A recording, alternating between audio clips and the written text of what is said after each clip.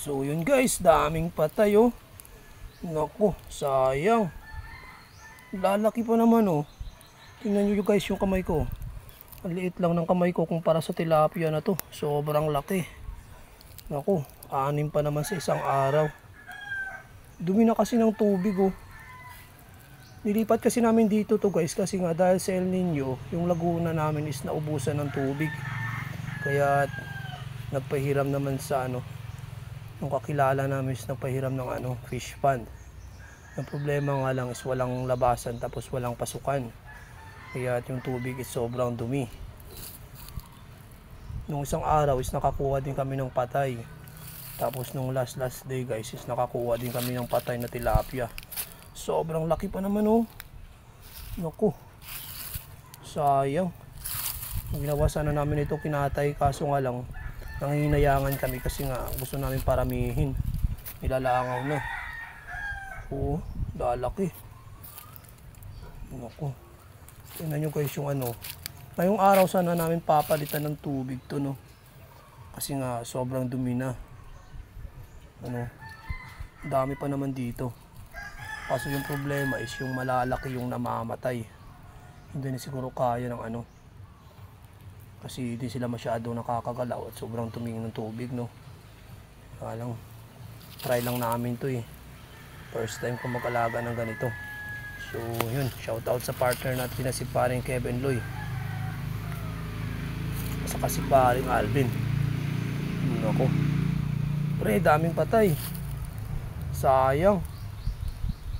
Yung purpose na dito para dumami. Kaso nga lang, yun nga, is wala na tayong malalaki masyadong yung namamatay.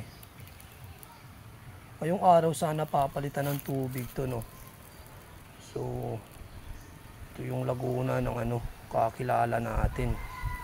Yan, shout out kay nung Ninoy na nagpahiram ng laguna ng fish pond. Yung laguna kasi guys dahil sa El Nino nga is sobrang na wala nung tubig. Kaya naisipan naming hulihin yung mga tilapia. Tapos nga wala kaming mapaglilipatan ng malaki-laki kaya dito namin nilagay. Sobrang dami pa naman. Yan guys, yung mga pula na tilapia to eh. Ayan, pinadami muna namin. Ang problema nga lang ngayong is nagkakamatay na. Kasi sobrang init guys. Sobrang init din ng tubig dito kasi naaarawan. Tapos yun nga, walang lumalabas na tubig. Walang labasan tapos walang pumapasok. Siguro kaya yun yung isa sa mga dahilan. Hindi ko rin alam. Kasi nga first time ko rin mag-alaga ng ganito. Yun lang, niyaya tayo ni paring Loy. Naku, sayang guys oh. Sobrang dami oh. Nung nakaraang araw may patay din dito na 2 na ganito din kalaki oh. Tapos nung last day is namatayan din kami ng isa. Tapos ngayon 6, isang araw lang. Naku, dumi-dumi na kasi ng tubig. Ano guys, ano kayang magandang gawin nito?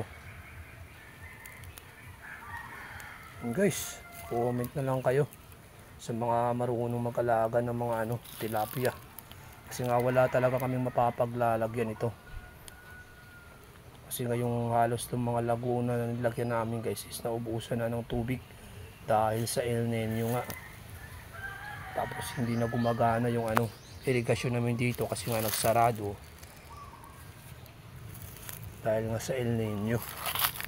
Kulang sa kawalan ng tubig. Guys, madami pa dito. Kaso nga lang yung mga natitira na lang karamihan is yung maliliit no. Pero may malalaki pa naman. Sayang nga lang kasi nga mga babae ito. Gagawin sana itong hinahin para magpadami pa ulit. Ako guys, daming patay, sayang.